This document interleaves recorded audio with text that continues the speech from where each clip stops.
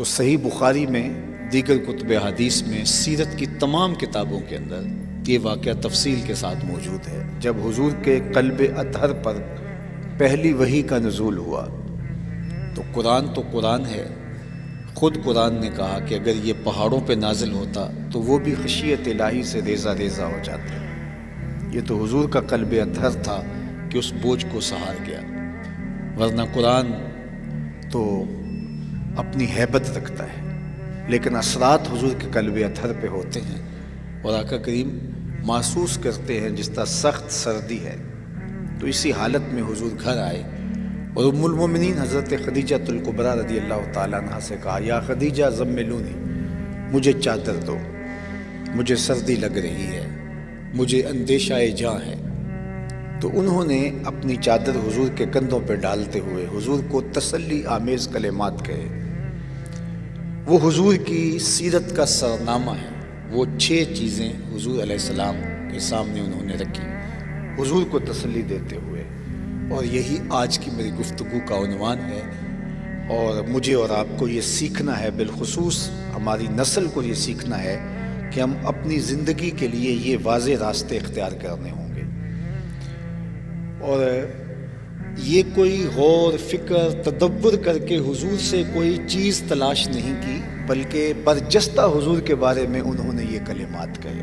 بعض اوقات ہمیں کسی کے بارے میں کہا جاتا ہے کہ اس کے بارے میں اپنے تاثرات بیان کیجیے، تو ہم سوچتے ہیں اور پھر کوئی عنوان تیار کرتے ہیں اور اس کے بارے میں کچھ کہتے ہیں۔ تو اس کا مطلب یہ ہے کہ جس شخص کے بارے میں کہا جا رہا ہے اس کی صفات اتنی واضح نہیں ہے کہ میں برجستہ کہہ سکوں، مجھے کچھ سوچنا پڑے گا۔ لیکن کچھ لوگ ایسے ہوتے ہیں کہ ان کے وصف اتنے نمایاں ہوتے ہیں کہ جب آپ ان کے بارے میں کسی سے کوئی ان کے بارے میں پوچھے تو آپ برجستہ بول دیتے ہیں۔ تو یہ نمایاں خوبیاں ہوتی ہیں۔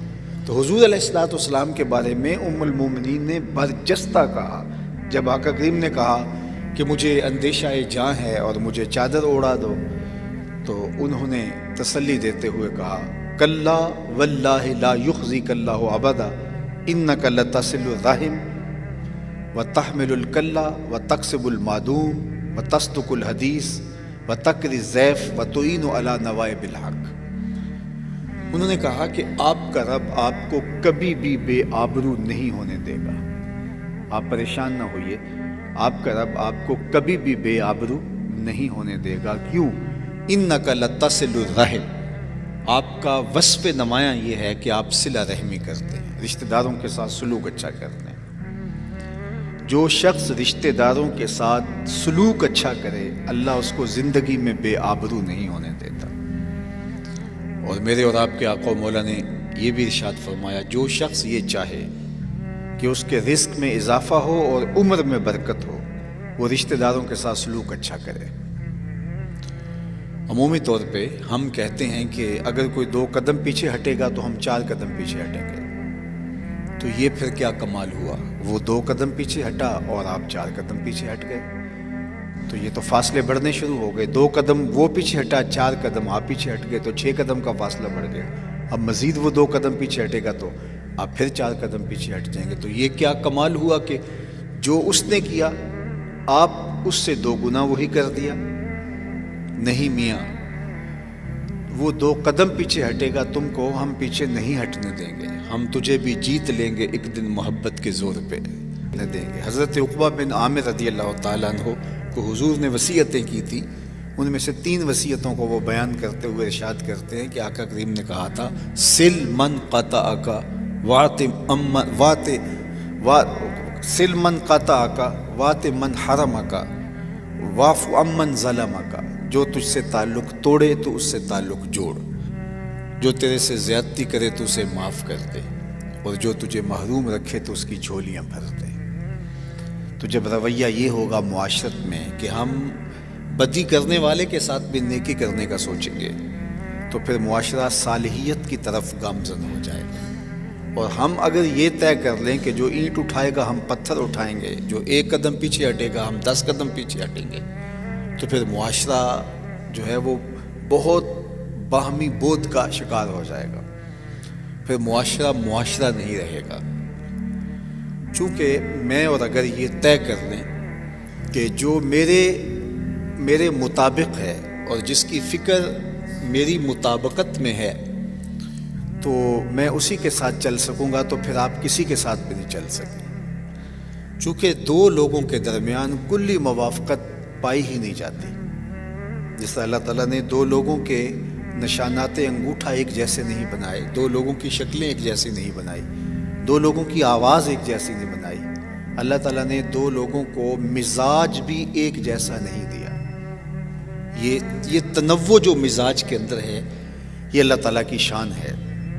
ہمارے ماہرین کہتے ہیں جو نفسیات کے ہیں کہ دو لوگوں کے مابین کلیتاً موافقت اگر پائی جائے، جس کو لوگ کہتے ہیں یہ بالکل ایک فکر کے شخص ہیں، تو وہ بھی 80% ہوگی، 20% تفاوت وہاں بھی ہوگا۔ یعنی اگر دو اشخاص کے بارے میں یہ رائے ہو، پوری قوم کی رائے ہو کہ یہ بالکل ہم فکر ہیں، ہم آہنگ ہیں، ہم خیال ہیں، تو اگر کسی کے بارے میں یہ کہہ دیا جائے تو پھر بھی وہ موافقت 80% ہوگی، 20% پھر بھی تفاوت ہوگا، تو پھر وہ 20% چیزیں برداشت کرنا پڑیں گی تو پھر ہی چل سکیں گے، ورنہ میاں بیوی نہیں چل سکتے اگر ایک دوسرے کو برداشت نہیں کریں گے۔ میرے اور آپ کے آقا مولا نے کتنی خوبصورت بات ارشاد فرمائی کہ اگر عورت کی تمہیں کچھ چیزیں ناپسند ہوں گی تو کچھ ایسی بھی تو ہوں گی جو تمہیں پسند ہوں گی۔ گھروں کو جوڑنے کے لیے کتنا خوبصورت فارمولہ دیا۔ تو جب ہم کسی کو دیکھتے ہیں تو اس کی خوبیاں دیکھتے ہیں، نہ یہ ہے کہ جب ہم اس کی خامیاں دیکھنا شروع کر دیں تو پھر کوئی بھی شخص ایسا نہیں ہے سوائے انبیاء کی ذوات کے کہ جو خامیوں سے مبرہ ہو۔ اور پھر کیا ہوگا کہ ہم ایک تو کسی کو خامیوں سے مبرہ سمجھ نہیں پائیں گے اور ہم اس وجہ سے اس کو ترک کر دیں گے، یا پھر ہے کہ جو میرے سوچنے سمجھنے کا انداز ہے وہ اس کا نہیں ہے، یہ میری موافقت نہیں رکھتا تو لہٰذا میں اس کے ساتھ نہیں چل سکتا، تو معاشرہ پھر تشدد اور افتراق کا میں مبتلا ہو جائے گا۔ تو معاشرے کے اندر جو تعلق توڑنے کی شعوری کوشش بھی کرے اس کے بھی کہا گیا کہ سل من قطع کا، جو کینچی لے کر آئے تو سوئی لے کے آگے بڑھ جائے اور سینے کی کوشش کر، پرونے کی کوشش کر۔ واف امن ظلم کا، اور جو تیرے پہ زیادتی کرے تو اسے معاف کر دے۔ اب ہر شخص بدلہ لینے پہ اتر آئے تو معاشرے پر تو ہر وقت جنگ و جدل کا ماحول طاری رہے۔ سویر سے لے کر شام تک ہم کتنے لوگوں کو معاف کرتے ہیں، لیکن اس لیے معاف کرتے ہیں کہ ہم بدلہ لے نہیں سکتے۔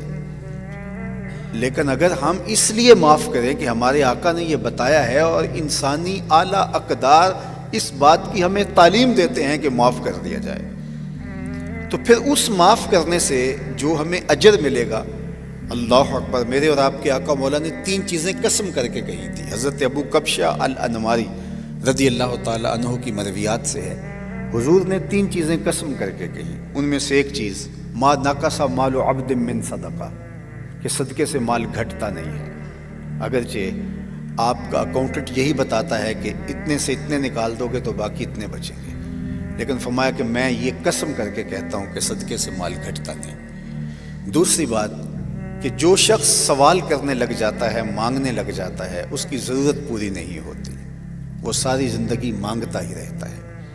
تیسری بات فرمائی کہ میں اس بات پہ بھی قسم دیتا ہوں کہ جو کسی کو معاف کر دے اس کی عزت میں کمی نہیں آئے گی۔ تو ہمیں معاف کرنے کا، لوگوں کو برداشت کرنے کا، اور کوئی دور ہوتا ہے تو اس کو نیڑے کرنے کا سبق اور درس دیا گیا، بالخصوص رشتہ داروں کے ساتھ۔ خون کا رشتہ ہے یا دودھ کا رشتہ ہے، ان کے ساتھ ہمیں جو ہے وہ قربت اختیار کرنے کی تلقین کی گئی ہے، چونکہ انسان کو حقیقی مسرت ان رشتوں کے پاس ملتی ہے۔